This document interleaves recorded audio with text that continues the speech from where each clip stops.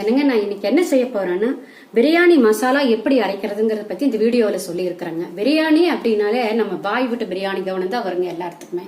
ஏன்னா அந்த பிரியாணி அவ்வளவு டேஸ்டா இருக்கு. ஒரு தடவை வாங்கி சாப்பிட்டா மறுபடியும் ஒரு கப்பு கேட்டு வாங்கி சாப்பிடுவாங்க.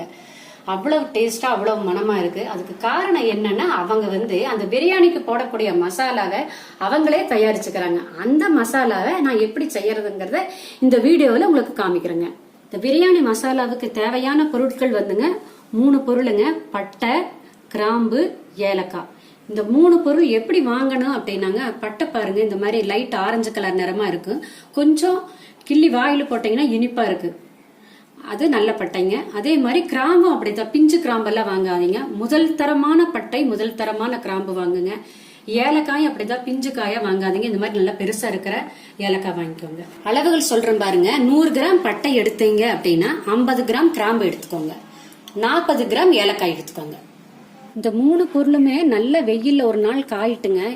ஏன் அப்படின்னா நல்லா காஞ்சாதாங்க நம்ம மிக்சியில் போட்டு அரைக்கும் போது அந்த பொடி நைஸா இருக்கும். அதனால நல்லா வெயில்ல காயிட்டுங்க, வச்சிருங்க. 3 பொருளும் நல்லா காஞ்சிருச்சுங்க. இப்ப என்ன பண்றோம்னா 3யுமே தனித்தனியா அரைச்சு எடுத்துக்கலாங்க. முதல்ல பட்டையை அரைச்சு எடுத்துக்கலாம்.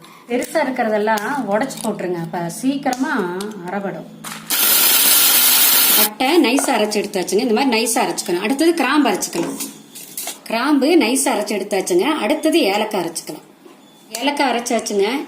ஏலக்காய் பாருங்க நல்லா காஞ்சதுனாலதான் பவுடர் இவ்வளவு நைஸா வந்திருக்கு. எப்படி வந்திருக்குன்னு பாருங்க. பட்டை, கிராம்பு, ஏலக்காய் 3யுமே பாருங்க நல்லா அரைச்சு எடுத்தாச்சு. இப்ப என்ன பண்றாங்க, நல்லா கலக்கிட்டு காத்து புகாத ஒரு கண்ணாடி பாட்டில போட்டு வச்சிருங்க. அப்படி போட்டு வச்சுட்டீங்கன்னா நல்லா இருக்கும், கெடவும் கெடாது, மனமா இருக்கு. காத்து போகிற மாதிரி வச்சிடாதீங்க, நல்லா போட்டு டைட்டா மூடி வச்சிருங்க.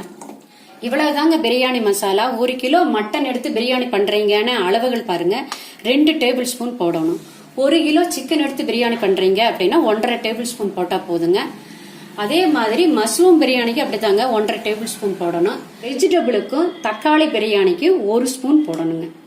இவ்வளவுதாங்க அளவு.